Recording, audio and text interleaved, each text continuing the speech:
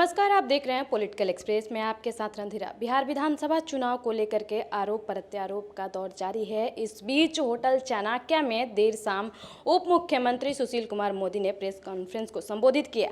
साथ ही साथ राजद परिवार पर हमला बोला और इस दौरान उन्होंने तेजस्वी को अपने निशाने पर लिया। सीधे तरीके से उन्होंने कहा कि जिस प्रकार से लालू यादव की जिंदगी जेल में गुजर गई, ठीक उसी तरीके से काफ़ी लंबे वक्त तक तेजस्वी यादव भी जेल में रहेंगे। इस दौरान उन्होंने क्या कुछ कहा है, जरा वो आप जरूर सुने। राघोपुर से जो अपना नामांकन दाखिल किया है उसमें अपनी संपत्ति का जो ब्यौरा दिया है उसमें जानबूझकर बहुत सारे तथ्यों को छिपा दिया गया है या गलत जानकारियां दी गई हैं। इसलिए मैं उसके कुछ एफिडेविट के मुद्दों का उल्लेख करूंगा। सबसे पहला था कि उन्होंने अपने एफिडेविट में ये बतलाया है कि उन्होंने 4 करोड़ 10 लाख रुपए का ऋण किसी कंपनी को दिया है। तो आखिर उनके पास 4 करोड़ 10 लाख रुपए आया कहाँ से? लोन लेते तो भी समझ में आ सकता है, लेकिन कोई व्यक्ति किसी को लोन दे, किसी कंपनी को, उनको ये बताना चाहिए था या बताना चाहिए उनको। आज भी बिहार की जनता जानना चाहती है कि ये 4 करोड़ 10 लाख रुपए का कर्ज उन्होंने किस कंपनी को दिया और ये पैसा उनके पास कहाँ से आया। और 2015 में जब इन्होंने एफिडेविट फाइल किया था उस समय उन्होंने दिखलाया था कि 1 करोड़ 7 लाख रुपए का लोन उन्होंने किसी भारतीय कंपनी को दिया है। तो 2015 में 1 करोड़ 7 लाख का ऋण दिया गया किसी कंपनी को और ये अब लोन बढ़कर 4 करोड़ 10 लाख हो गया। तो सबसे बड़ा सवाल है कि आखिर बिना किसी नौकरी को नौकरी नहीं करते हैं, वो कोई व्यापार नहीं करते हैं, तो इतना पैसा कहाँ से आया? और उन्होंने अपने प्रोफेशन में लिखा है सामाजिक कार्य और क्रिकेटियर। तो आखिर बिना किसी नौकरी के व्यवसाय की इतना पैसा कहाँ से आया कि किसी अन्य को 4 करोड़ 10 लाख रुपए का ऋण दिया जा सके? फिर 5 साल में 3 करोड़ की कहाँ से आमदनी हुई कि 4 करोड़ 10 लाख का ऋण दिया गया? इसलिए पहला मुद्दा तो ये है जिसका हमको सार्वजनिक रूप से इसका खुलासा करना चाहिए। दूसरा,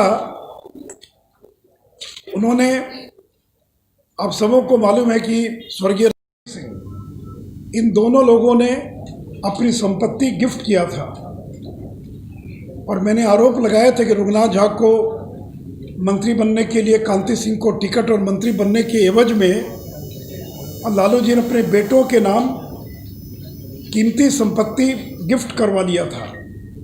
ये सभी लोग जानते हैं और सारे दस्तावेज उसके मौजूद, अभी भी मेरे पास दस्तावेज है उसका, जिसमें रघुनाथ झा कह रहे हैं कि मैं अपनी संपत्ति तेज प्रताप और तेजस्वी को गिफ्ट कर रहा हूँ। तो जब स्वर्गीय रघुनाथ झा ने 2005 में गोपालगंज में NH के पास का 2 मंजिला मकान तेजस्वी और तेज प्रताप को 15 वर्ष की आयु में गिफ्ट कर दिया और कांति सिंह ने भी 2005 में चितकोड़ा में G+2 जो 2 मंजिला मकान है वो गिफ्ट कर दिया। लेकिन इस एफिडेविट में वो दिखा रहे हैं कि हमने परचेज किया। तो अगर मेरे पास डॉक्यूमेंट है और ये डॉक्यूमेंट कोई नई चीज़ नहीं है, कई बार प्रेस कॉन्फ्रेंस करके इन सारी डॉक्यूमेंट्स को हम लोग सार्वजनिक कर चुके हैं। तो जो संपत्ति उनको कांति सिंह और रघुनाथ झा ने गिफ्ट में दिया, उस संपत्ति को एफिडेविट में दिखा रहे हैं कि ये संपत्ति हमने 2005 में खरीदी। तो अगर 2005 में, तो आपकी उम्र मुश्किल से 15 साल थी। अभी कल आपने जो एफिडेविट किया उसमें उम्र लिखाया 31 साल। तो 2005 का मतलब 15 साल पहले।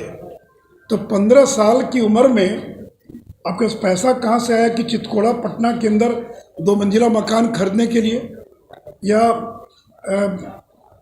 गोपालगंज के अंदर NH के बगल का मकान खरीदने का पैसा कहाँ से आया?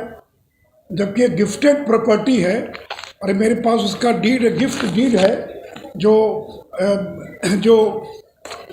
डीड किया गया उसका ये कागज है मेरे पास। तो सुना आपने किस तरीके से उप मुख्यमंत्री सुशील कुमार मोदी ने ये तक कहा है कि तेजस्वी यादव जो है IRCTC मामले में जमानत पे हैं और जो है ट्रायल रुका हुआ है लॉकडाउन के कारण।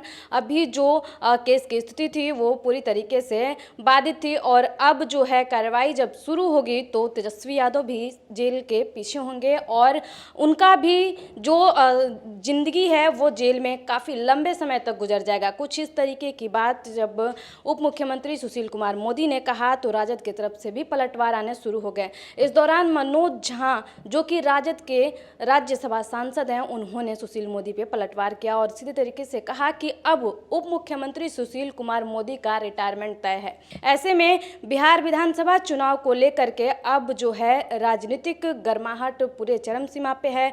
दूसरी तरफ जो है मुख्यमंत्री नीतीश कुमार लगातार राजद परिवार पे हमलावर हैं, वहीं चिराग पासवान भी मुख्यमंत्री को बख्श नहीं रहे हैं, लगातार उन पे जुबानी जंग जारी रखे हैं। देखना यह दिलचस्प होगा कि बिहार विधानसभा चुनाव में किसके सर जनता सरताज पहनाती है और कौन बनता है मुख्यमंत्री। फिलहाल राजनीतिक खबरों को देखने के लिए हमारे चैनल को सब्सक्राइब करें और बेल आइकन दबाना बिल्कुल न भूलें।